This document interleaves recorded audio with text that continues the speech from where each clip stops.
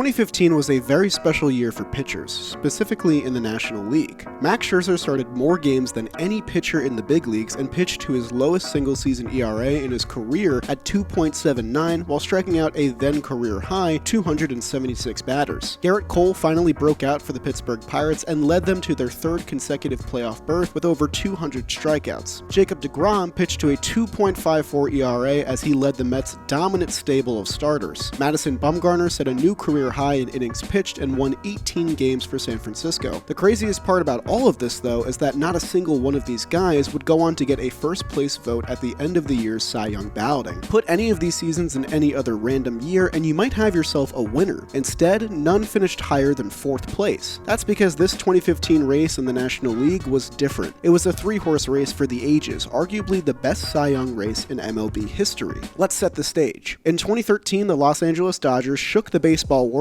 with a mammoth 3-year, $70 million deal to bring Zack Greinke into their rotation. Greinke, who won the AL Cy Young in 2009 with the Royals, had taken a step back in recent years but was still very effective, and he'd bolster an already stacked Dodgers rotation. He was as advertised for the Dodgers in 2013 and 2014, pitching to a cumulative 2.68 ERA in 60 games started over the 2 seasons with an All-Star appearance, a Gold Glove, a Silver Slugger, and 2 finishes in the top 8 of NL Cy Young voting. He also allowed just 6 earned runs and struck out 41 batters in 28 innings of dominant postseason pitching. But 2015 wasn't only about to be his best season as a Dodger, but also his best season in 10 years as a big leaguer. But perhaps the craziest part of this is that Greinke wasn't even the best pitcher on his own team during that stretch, because these 2 years happened to be the peak of one of the greatest pitchers of our generation, Clayton Kershaw. Kershaw, who already owned NL Cy Young hardware from 2011, won the award in back-to-back seasons with otherworldly performances on the mound. In those 2 seasons, Kershaw hurled 60 starts with the lowest ERA and WHIP in MLB. Only Max Scherzer struck out more batters than him, but there was no denying that for these 2 years in a golden era of starting pitching, Clayton Kershaw stood a bit taller than just about everybody else. With these 2 at the helm, it was nearly impossible to think any pitchers could outdo them, or more importantly, any teams could possibly stand in the Dodgers' way. But over in Illinois, a different juggernaut was gaining a full head of steam. Before they won the World Series in 2016, the Cubs had long been the lovable losers. By now, we all know the story of Theo Epstein's transformation of this ball club, replenishing the farm, drafting extremely well, and using his budget better than just about any other GM in the league. He made many trades and signings during his tenure, and one that immediately bore fruit upon completion was a deal he struck with the Baltimore Orioles. The Cubs said goodbye to a somewhat reliable workhorse in Scott Feldman, sending him to the contending Orioles in exchange for a long-time struggling starter, a former 5th-round pick that the Orioles simply never figured out how to use correctly. Epstein and company saw massive potential, however, and on July 2nd in 2013, Jake Arrieta became a Chicago Cub. Arrieta had some ugly peripherals but showed promise in the second half of 2013 as a Cub and blossomed fully for Chicago the following year. He hadn't yet reached the upper echelon of starters like Mad Bum, Kershaw, Greinke, and Max Scherzer, but Arrieta was surely making a name for himself in 2014. A heavier reliance on his slider and sinker over his 4-seam fastball, as well as a noticeable uptick in velocity, brought Arrieta his first real taste of long-term big league success. This all led to Arrieta finishing 9th in NL Cy Young voting that year, giving the Cubs exactly what they needed, an ace. These are our 3 main characters for 2015, a pair of teammates with astounding resumes on the mound, and a relative newcomer to the spotlight. This trio would make for perhaps the greatest NL Cy Young race baseball has ever seen. Let's start in April. Arrieta picked up right where he left off with a dominant first month. The Cubs would go 3-1 in his 4 starts as he cruised to a 2.03 ERA, allowing just 1 home run and never going less than 6 innings for Chicago. Over in LA, it was a similar story for Zack Greinke. He maintained an impressive 4-0 record with 5 quality starts for the Dodgers, including 7-inning shutout performances against the division rival Diamondbacks and Padres, finishing the month with a 1.93 ERA. But surprisingly enough, it was Kershaw, the one with the most dominant track record of the trio, who struggled out of the gate. He had a blow-up against Arizona and suffered back-to-back losses against the reigning champion San Francisco Giants, making for one of the most disappointing Aprils of his career despite his high strikeout total. His quote-unquote struggles, if you can call it that, continued into May. Heading into his final start of that month, he had just 1 start with less than 2 earned runs, but was able to close the month strong with a 7-inning shutout performance. Overall, Kershaw was solid in his first 2 months, but not up to the elite level he had formally established himself at. After Greinke's impressive first month, he got even better in May alongside Kershaw's struggles. Greinke allowed 1 earned run or less in all 5 of his starts this month and and was able to lower his season ERA all the way down to a minuscule 1.48 mark, best in the majors to that point. He had established himself as the frontrunner for the Cy Young Award, and he hadn't even put on his best shows yet. Back in the Central, Arrieta had a trio of bumpy starts in the second month of the season, but was ultimately effective for the Cubs. He did, however, suffer 3 losses to his division rivals in the Brewers, Cardinals, and Pirates in a month simply not up to par with the reputation he was beginning to create for himself. As for a Cy Young win opportunity, he was still firmly on the outside looking in. Then came June, and June would turn things up for Arrieta as he pitched the second shutout of his career against the Twins. He was able to bring his season ERA to 2.94 by month's end, the first time it was below 3 in 4 weeks. The Cubs would finish June with a respectable 40-35 record. Over in LA, Kershaw turned in his best month of the season yet as he began to settle in. He had 3 consecutive double-digit strikeout performances, doubling his season total to that point. One of those included an 8-inning shutout of the best team in the National League to that point, the Cardinals. The Dodgers were getting even stronger, yet no one seemed to care much about Kershaw's June resurgence. The reason?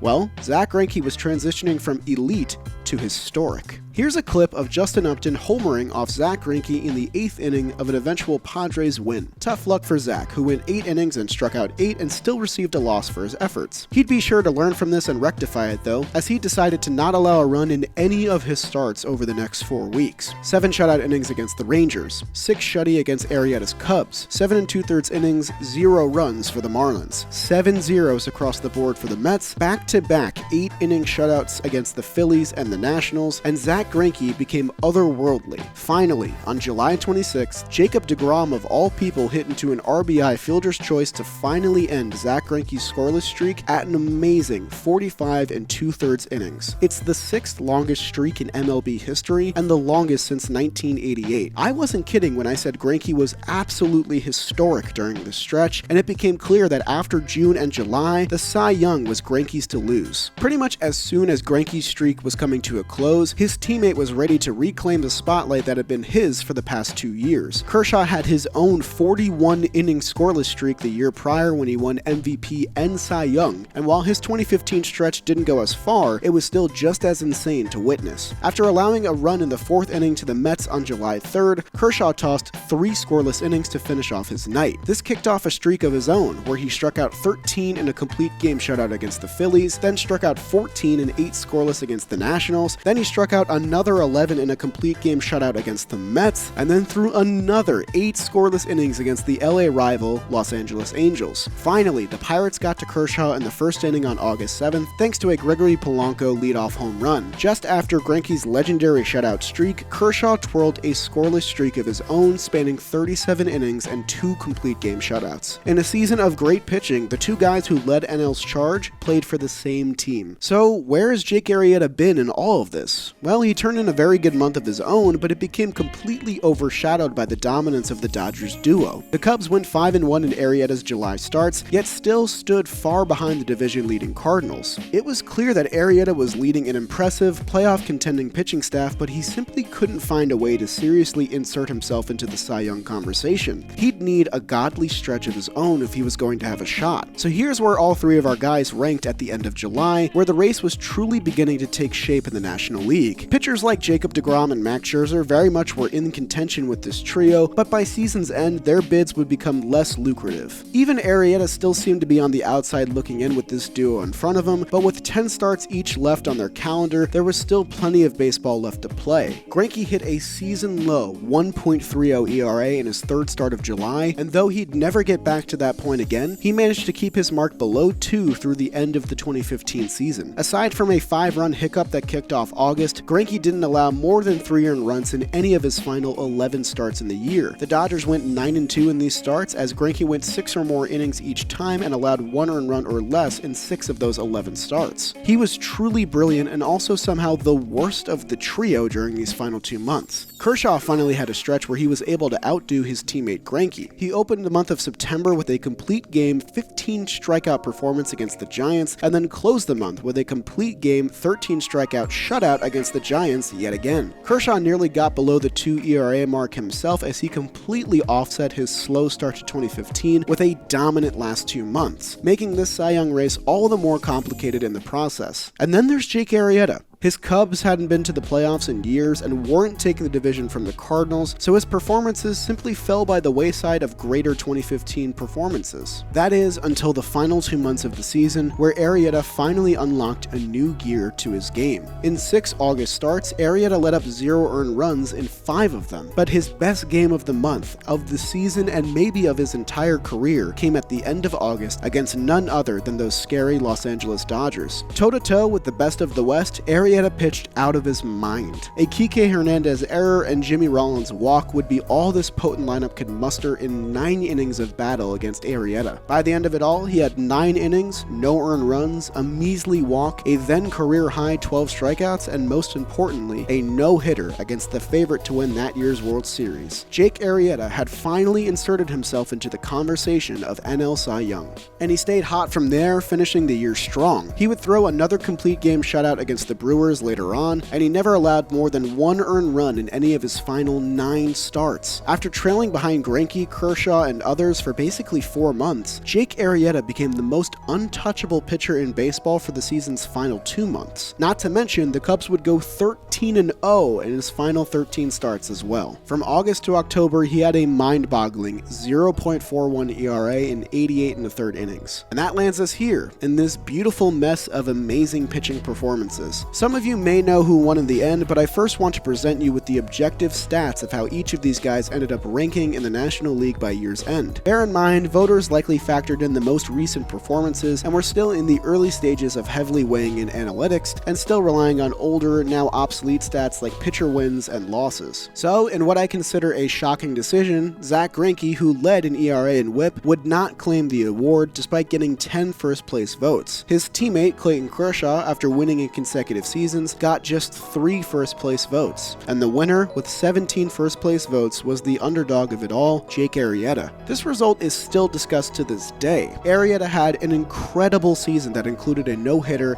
and his team's return to the playoffs, and his last 2 months were the best of any pitcher in baseball. He had an absolutely fantastic season, one that was perhaps the most consistent of the trio, given Kershaw's messy beginning and Greinke's lukewarm end. And now we're back in 2022. Jake Arrieta retired after a disastrous 2021 season, and while he'll likely fall short of Hall of Fame contention, he still enjoyed an incredible career. Kershaw is virtually a lock for the Hall at this point, but Greinke, still going strong with the Royals this year, likely could have benefited his future case a lot with a second Cy Young on his shelf. It's a shame only one man could win in the end, because this is arguably the greatest Cy Young race of the current era. Thanks for watching today's video, and now a word from today's sponsor, Manscaped. There's a certain confidence that comes with being properly groomed. There's an aura, a vibe. You can just tell by the way someone carries themselves. We call it big groomed energy, and there's only one way to get it: Manscaped. Manscaped would like to introduce you to their best and biggest ultimate hygiene bundle yet, the Platinum Package 4.0. The leader in below-the-waist grooming now has 4 million men worldwide who trust them, and you can join that group by going to manscaped.com and using my promo code OLIVE for 20% off and free shipping for your order. You can upgrade your shaving and shower routine with this package, and you'll have your skin and hair feeling hydrated and smelling fresh. The Platinum Package 4.0 covers all bases from trimming to showering to leaving the gym smelling nice. It's the best bang for your buck, and you can get it now at manscaped.com and get it for a cheaper price if you use my promo code OLIVE for 20% off and free shipping. When you trim your hedges, the tree stands taller. Thanks to Manscaped for sponsoring today's video, and I'll see you guys next time.